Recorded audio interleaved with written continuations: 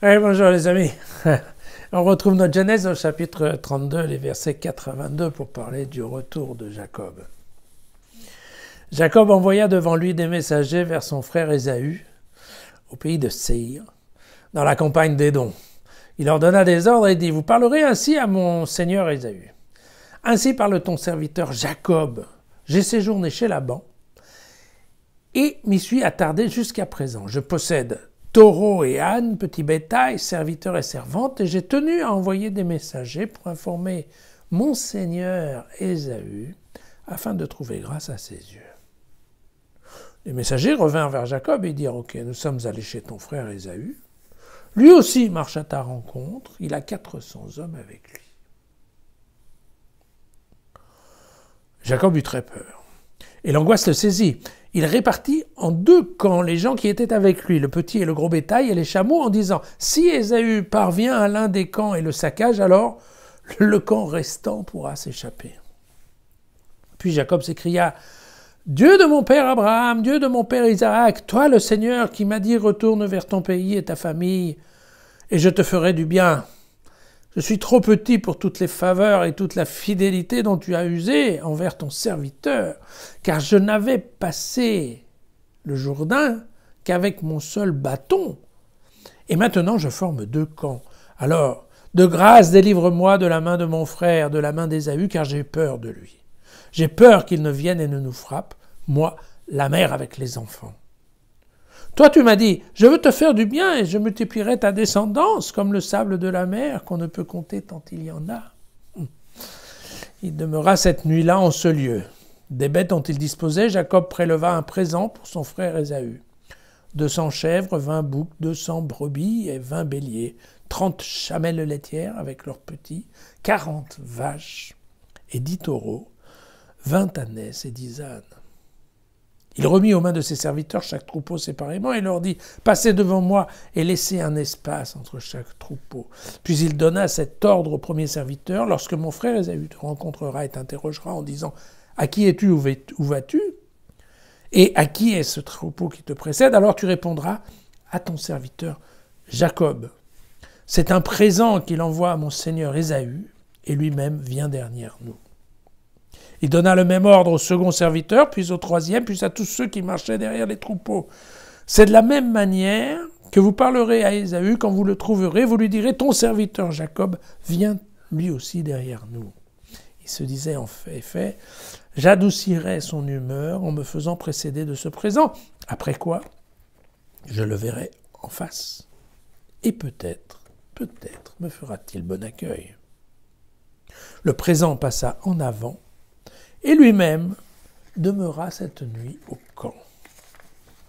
Voilà. Alors, on peut quand même trouver que le retour de Jacob n'est pas très glorieux. On se souvient qu'on a deux hypothèses de la raison du départ. Vous vous souvenez que dans la version sacerdotale, c'est uniquement son père Isaac qui l'envoie chez Laban en lui disant « Trouve une femme auprès de Laban parce que je ne veux pas que tu épouses une fille autochtone. » Et puis il y avait une version yaviste,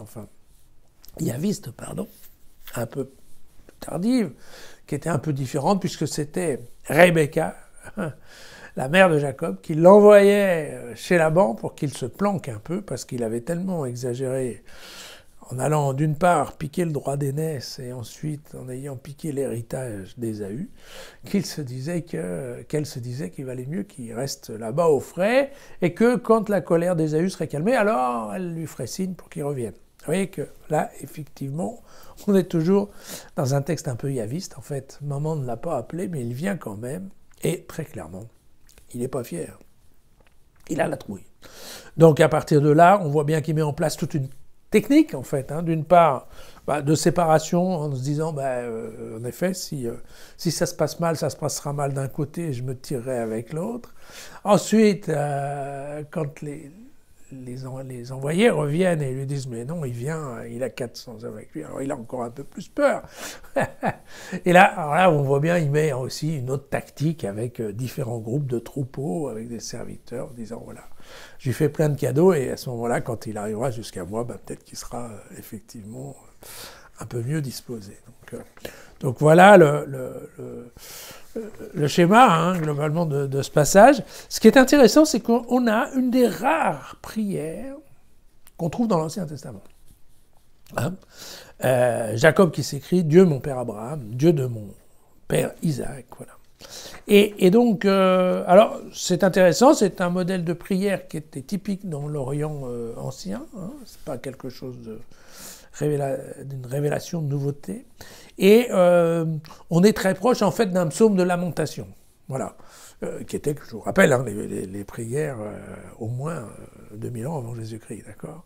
Donc on est bien dans le tas d'un psaume de lamentation où en effet Jacob prie, pleure, implore en disant « Écoute, toi qui m'as envoyé pauvre et qui me fait revenir riche en me disant que je dois revenir à mon pays, écoute, essaye de faire en sorte que ça se passe pas trop mal parce que, voilà, j'emmène pas large en fait. » Donc voilà. À retour, globalement, alors il y a cette histoire de repasser le Jourdain qui est un peu bizarre en termes géographiques, mais que voulez-vous, si on veut faire effectivement ensuite de Jacob la tête d'Israël, hein, eh bien, il faut bien qu'à un moment ou un autre, il passe le Jourdain pour arriver dans la terre promise, et c'est ce qui est fait.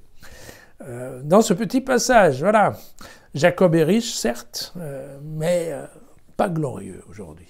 Voilà, à demain.